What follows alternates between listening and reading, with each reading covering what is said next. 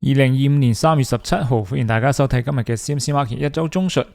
呢個星期呢，兩個央行都係比較重要嘅。第一個係日本央行，預期係亦都唔加息唔降息，但係最近日本嘅通脹咧已經係超過咗3%啦，所以加息嘅壓力係越嚟越大嘅。咁另一方面呢，美聯儲亦都係今個星期係議息嘅，咁預期咧應該係唔降息嘅。咁所以呢邊唔降息，日本嗰邊加息，咁對美金嚟講，美金日元咧尤其應該係繼續一個支撐日元走強嘅走勢嘅。咁所以今日先從美金日元開始睇啦。咁之前呢波右邊嘅下降嘅趨勢好明顯啦，喺日線圖。咁睇翻 weekly chart 嘅話，上個星期喺148確認翻有少少支撐，有少少要向上彈嘅反彈嘅可能性。但係咧反彈嘅話，只要佢係依然位於150呢個心理關口下邊嘅話，亦都係期望佢繼續翻返150就重新跌翻落去。因為喺呢度如果畫一個黃金分割線嘅話，佢呢度亦都係38%同150非常之接近嘅，呢度係一個大嘅阻力區間，所以翻返嚟呢度咧，期望就係美金日元重新翻落嚟，延續翻現有嘅下降趨勢，咁再繼續向下跌。下一個 target 咧支撐位係嚟到144，跟住到140，所以美金對日元依然係睇跌嘅。咁睇翻歐羅啦，歐元嘅走勢就上星期繼續係穩步咁向上，雖然漲幅冇前一個星期咁大，但係畢竟依然係一個上漲嘅動能，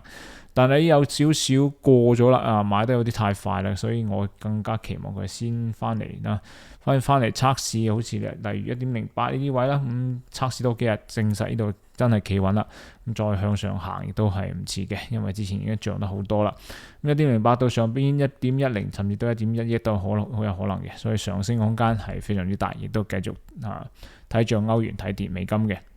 英鎊嘅上星期咧又係已經碰到1.30呢個心理關口啦。咁睇翻周線嘅話咧，上星期咧係波幅最細嗰個星期咧，過幾個星期因為碰到1.30啦。咁所以你話而家1.30佢係要破上去咧，定係要跌翻落嚟咧？我哋冇辦法知道，但係有兩種做法啦。如果真係收市價破咗1.30啦，咁可以繼續考慮買入從1.30至到上邊1.32。相反，如果佢唔係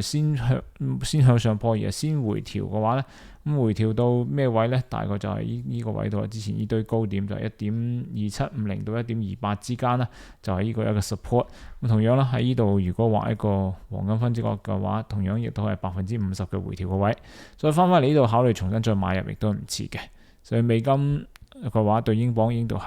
係繼續走弱嘅。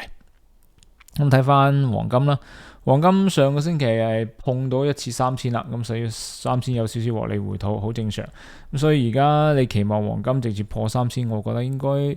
第一次直接破應該唔係好大可能，因為而家已經升咗好多啦，從舊年12月2600升到3000，升咗差唔多20%上嚟，所以我更傾向佢會進入到一個震盪區間啦，2900到3000一個震盪區間嘅。當然啦，呢個亦都係會跟隨市場嘅情緒嚟變化啦。如果市場係極度避險嘅情緒嘅話咧，咁應該係好大概率黃金會破3000啦。如果係好似上星期五咁，美國股指出現咗大幅反彈，亦都繼續今個星期繼續係向上升嘅話，黃金可能會先回調翻去2900，再進行一個震盪嘅。而家黃金咧上漲嘅動能應該係非常之強嘅，所以都係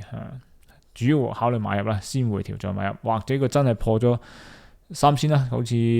今日或者聽日收市價破咗3000，再測試企穩，咁亦都可以考慮繼續買入嘅。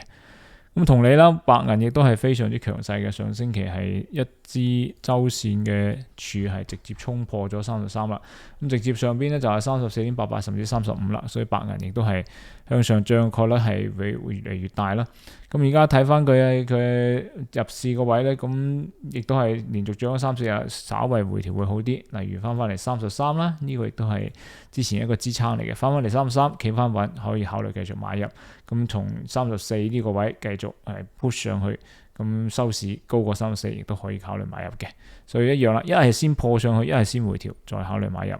咁石油嘅走勢咧有少少係見底啦，咁因為下邊一個支撐睇翻周線咧，呢個係一個非常之大嘅 support level 嚟嘅，66、65都可能你可以講一度可以追溯到2019年都係一個大嘅支撐嚟。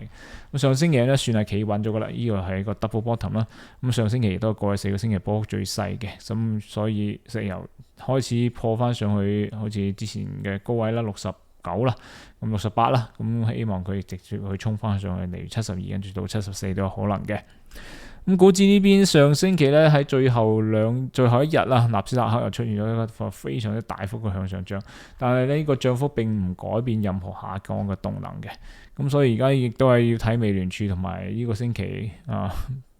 Donald Trump 總統有冇咩新嘅關稅嘅進展咧？如果繼續關稅係你出拳我都出拳嘅話，咁市場呢個避險情緒應該繼續嘅。咁即使納斯達克翻去上邊啦，2萬仲係一個大嘅關口嚟嘅。而家仲係2萬之下嘅話，如果佢再次 confirm resistance， 咁係考慮繼續去向下沽空亦都唔出奇嘅，因為之前有啲跌得太快啦，所以少少 pullback 係好正常嘅。就整體睇落嚟咧，呢個downtrend 嘅 downward momentum 應該繼續延續落去啦。target 係19000嘅。咁睇翻美國30指數啦，咁類似嘅情況啦，跌穿咗42000，翻42000就係一個阻力。只要喺呢度 confirm 翻阻力，咁亦都可以考慮繼續從42000沽空至翻到去下邊4萬嘅。咁睇翻係標普啦，標普500亦都係之前跌得好犀利啦，咁呢個低位啦5700亦都係破咗噶啦，所以翻嚟5700就係一個阻力，咁 confirm 翻 resistance， 同樣喺呢度位繼續考慮沽空，從5700 target 5600甚至到5500嘅。歐洲區嘅話咧，就德國依然係表現非常強勁啊！周線圖上星期低位強力反彈，咁收市亦都係依然維持喺23000之上，所以成個周線 up trend 係冇變到嘅。咁我哋睇翻係日線嘅話咧，上星期五嘅大漲超過咗23000啦，所以今日只要開始破上星期五高位23100度，咁啊 expect 佢應該繼續向上衝，挑戰24000都係好大可能嘅事件。咁睇翻亞洲區咧，香港恒生指數表現亦都係非常強嘅，上星期五係超過咗24000噶啦，所以呢個成個 up trend 應該係好大概率會繼續延續落去。target嘅話就去到25000，所以上升嘅空間仲係好大嘅。咁睇翻 Bitcoin 啦，Bitcoin 就依然係維持喺8萬呢度，係嘗試緊揾一個 support。咁如果從周線嚟睇咧，上星期算係叫做企穩噶啦，但係呢波下降嘅動能咧依然有啲少少強啊，所以我更傾向嘅再多測試1-2日，再真係企穩或者連續出現2日向上漲，咁先可以確定8萬真係企穩。而家有個雙底形成咗，咁係第一個好嘅印象啦。咁再連續2日向上漲嘅話，咁可以考慮一個低位買入嘅。好，呢個就係今日 CMC Market 一周中旬嘅情況。